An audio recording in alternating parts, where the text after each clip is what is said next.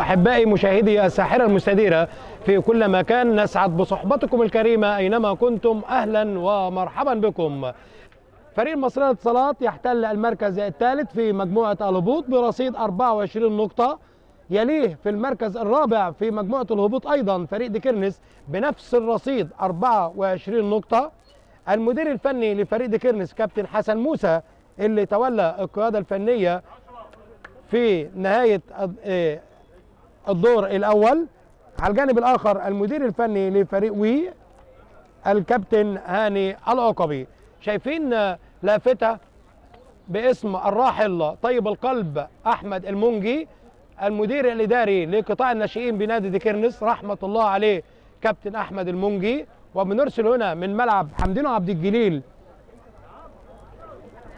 تعازينا القلبية لأسرة الفقيد أحمد المنجي وأسرة الراحل شيخ المدربين الكابتن حمدين سعد اللي وفاته المنية منذ أول أمس، رحمة الله عليهم وأسكنهم الله الفردوس الأعلى مع النبي المصطفى صلى الله عليه وسلم، وإنا لله وإنا إليه راجعون. أحداث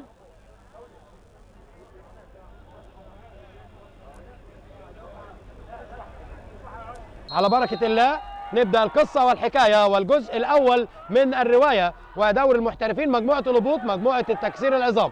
وادي الكرة في المناطق الدفاعية لفريق المصرية للاتصالات، وكرة عرضية خطيرة حلوة، ودي هي كرة هي خطيرة يا ولد يا ولد يا ولد. يلعب على طول لبطوط، بطوط لكفتة ويعدي كفتة بيفكر يلعب العرضية، لعب العرضية خطيرة وشاهين على القايم القريب.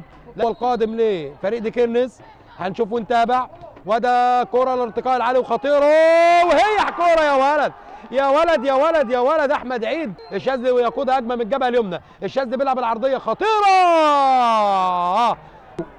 اللي نزل في الشوط الثاني. وادي رمي التماس، وادي الارتقاء العالي، وادي الكره خطيره ومنصف بالبوكس حلوه تترد عند بيبحث عن هدف اول قد يكون الاغلى ايضا. وادي كره سيمو بيلعب العرضيه، وادي كره حلوه يا سلام عليك يا كره ببطن القدم حسن تريكا. فين يا تريكا؟ رميه التماس محمد عزت يطلعها على طول على الايمن القريب والباكورد العكسيه وخطيره، ويطلع حارس المرمى يا ولد يا منصف يا ولد يا منصف تمام التمام الحارس الامين. وفي هذه اللحظه يطلق حكم الساحه هيثم عثمان صافره النهايه بالتعادل السلبي بدون اهداف بين ديكرنس والمصريه للاتصالات. كابتن حسن موسى المدير الفني لفريق ديكرنس اديتهم مباراه قويه النهارده.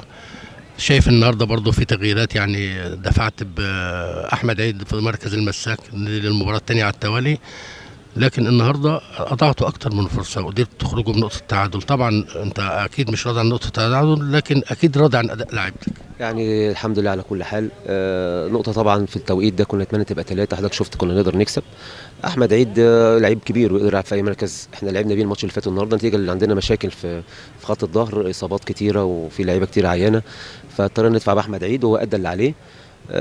ماتش كويس. الشوط الثاني ممتاز، الروح عاليه جدا، بدنيا علينا، اللي بره زي اللي جوه واللي نزل خدمنا. لعبنا بفرودين لفتره طويله وقدرنا نمسك معظم الكرات رغم ان احنا اقصر منهم، خدنا الكرات العاليه كلها. انا بشكر اللعيبه على الشوط الثاني تحديدا وعلى الروح ده. اعتقد لو استمرنا بالشكل ده الفتره اللي جايه ان شاء الله هيبقى لنا شكل افضل وهنبقى موجودين في الدوري. وبنعتذر للجمهور على التعادل، كنا نتمنى نكسب بس الجمهور شاف ان احنا ما قصرناش، عملنا اكثر ما حاجه ممكنه في حدود الامكانيات، وشفنا في 3-4 كور الشوط الثاني منهم واحده في العارضه كانت ممكن الماتش يخلص. التوفيق مش معانا، ان شاء الله يجي الفتره اللي جايه.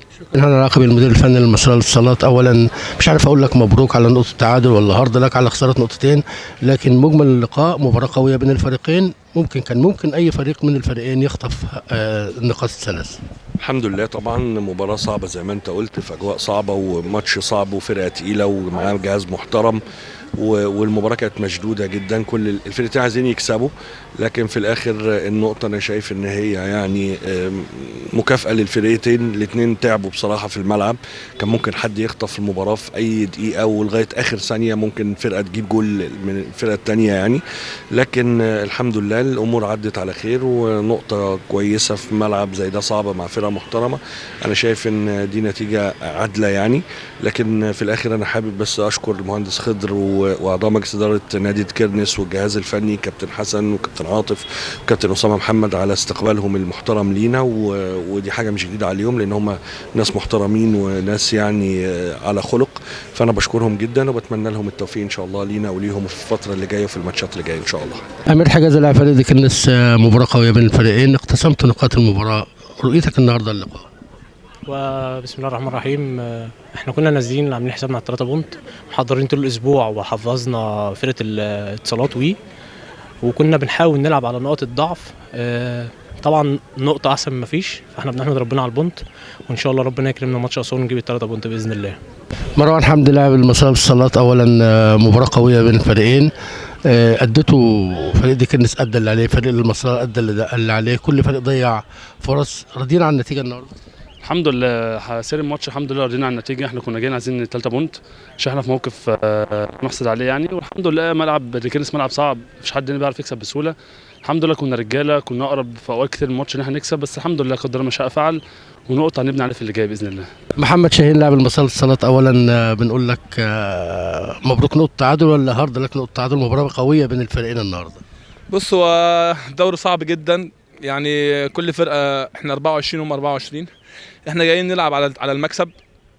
نادي كيرنس نادي كبير في ارضه وفي وسط جمهور، الناس محترمه، جايين نلعب على المكسب. طبعا مفيش حاجه اسمها تعادل في الدوري ده، احنا بنلعب كلها مباراه كؤوس. ربنا ما اردش ان احنا نكسب، الحمد لله بالبونت مش وحش يعني، ربنا يسهل في اللي جاي ان شاء الله.